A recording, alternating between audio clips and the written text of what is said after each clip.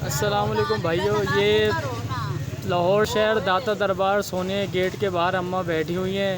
इनका बेटा इनको छोड़ के चला गया था और ये अभी यहीं बैठी हुई हैं काफ़ी दिनों से, और इनको लेने के लिए कोई भी नहीं आया और ये यहाँ पे रोए जा रही हैं।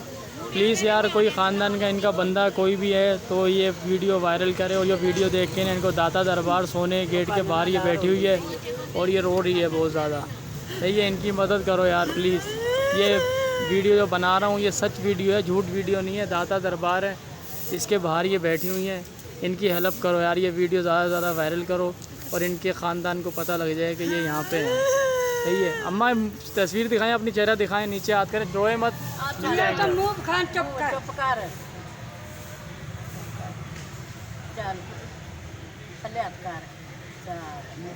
सही है, प्लीज़ यार, कोई भी है, इनकी तबीयत ख़राब है, ये बोल नहीं सकती, इनकी ज़ुबान में फालिज पड़ा हुआ है।